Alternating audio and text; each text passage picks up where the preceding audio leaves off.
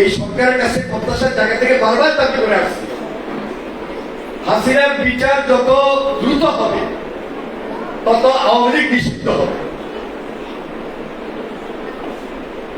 আমরা সর্বপ্রথম গত 4 থেকে 5 বছর আগে তারেক রহমানের নেতৃত্বে এই বাংলাদেশ একটা রাজনীতিক নতুন সংস্কার আমরা চেয়েছি। বর্তমান যে শাসন ব্যবস্থা, এই শাসন ব্যবস্থায় আসলে দেশের মানুষ সুশাসন পায় না, পাবে না, এবং সঠিক নির্বাচন হওয়াটাও কষ্টকর।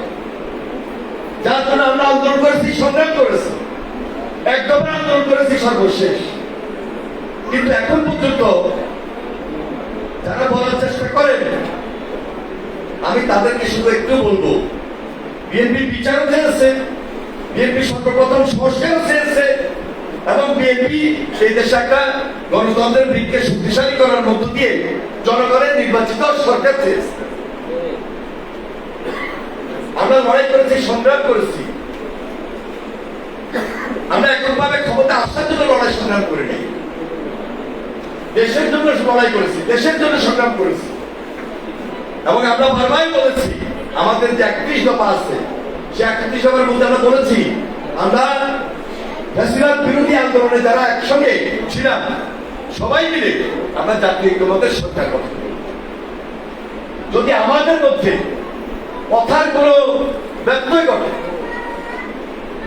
এই যে বিভিন্ন কথা বলে রাজনৈতিক দলের মধ্যে মতবিরোধ সৃষ্টি করার জন্য কেউ কেউ যাচ্ছে, তাদের হীন উদ্দেশ্য আছে। এরা যারা এখনো ষড়যন্ত্র করছে, তারা বসে নেই, দেশের ভিতরে বসে ষড়যন্ত্র করতেছে, দেশের বাইরে থেকেও ষড়যন্ত্র করতেছে। সুতরাং মতভেদ প্রত্যাহার করে, পরিহার করে এক থাকতে হবে, ঐক্যবদ্ধ থাকতে হবে। সুন্দর ঐক্যের মধ্য দিয়ে হাসিনার বিচার, সংস্কার, হাসিনার সঙ্গে যারা ছিল দোষর, হাসিনার পরিবারের সদস্যরা যারা এই সমস্ত অপকর্মের সঙ্গে লিপ্ত ছিল, সবার বিচার আমরা এটা চাই বলেই আজকে আমরা গলা পাঠিয়ে কথা বলছি। আমার মনে হয় বেশি কথা আর বলার প্রয়োজন নেই। দেশের মানুষ সব জানে, দেশের মানুষ সব বুঝে, গ্রামের মানুষ আরো বেশি জানে, গ্রামের মানুষ আরো বেশি বুঝে। যে পরিবারগুলো সন্তান হারিয়েছে, ভাইকে হারিয়েছে, স্বামীকে হারিয়েছে, আমরা যারা আহত হয়েছি, গ্রেপ্তার হয়েছি, নির্যাতিত হয়েছি, আমরা অনুভব করি, আমরা বুঝি, আমরা জানি। সুতরাং সবাই মিলে আমরা এমন একটা বাংলাদেশ সৃষ্টি করতে চাই, যে বাংলাদেশে গণতন্ত্রের দিক খুব বেশি শক্তিশালী থাকতে হবে। যদি শক্তিশালী না থাকে, হাসিনার সুযোগ পেয়ে যাবে। এই সুযোগ দেওয়া যাবে না। এই সুযোগ যদি দিতে চান কেউ, তাহলে বাংলাদেশের ভবিষ্যৎ কিন্তু আবার অন্ধকারের দিকে যাবে। বাংলাদেশের গণতন্ত্র হুমকির মধ্যে পড়বে, বাংলাদেশের রাজনীতি অস্বাভাবিক হয়ে যাবে। যে বাংলাদেশের রাজনীতি এখনো স্বাভাবিক হয় নাই, স্বাভাবিক করার জন্য এখন আমরা আন্দোলন সংগ্রাম করছি, স্বাভাবিক করার জন্য এখন আমরা লড়াই করছি। আমাদের লড়াইয়ের শেষ নাই, আমাদের আন্দোলন শেষ হয় নাই। একটি সুন্দর নির্বাচনী ব্যবস্থা, পাশাপাশি সংস্কার, পাশাপাশি দ্রুত হাসিনার বিচার, সবাই বিচার আমরা চাই। চাই বলেই একত্রিত ভাবে আমরা সব কিছুকে নিয়ে গেছি। যাই হোক, অনেক কথা বললাম। আমরা আজকে এখানে প্রায় 100 পরিবার যারা গুম খুনের শিকার হয়েছে, সর্বশেষ জুলাই আন্দোলনে শহীদ হয়েছেন, বিশেষভাবে যারা বন্ধুত্ব বরণ করেছেন, দৃষ্টিশক্তি হারিয়েছে, তাদেরকেও আমরা এই সহযোগিতা করছি।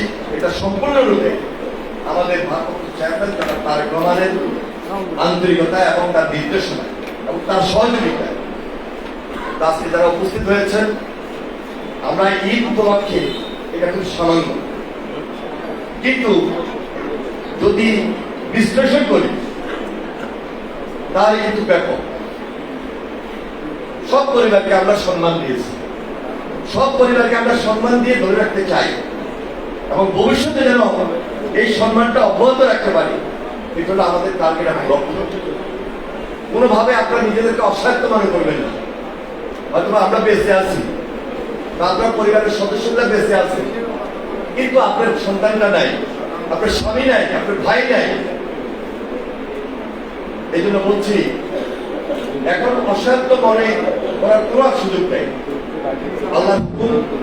আল্লাহর হুকুমের কারণে একদিকে এরা দেশের জন্য সংগ্রাম করে শহীদ হয়েছে, আবার আল্লাহর হুকুমের কারণে হাসিনা পালিয়ে যেতে বাধ্য হয়েছে।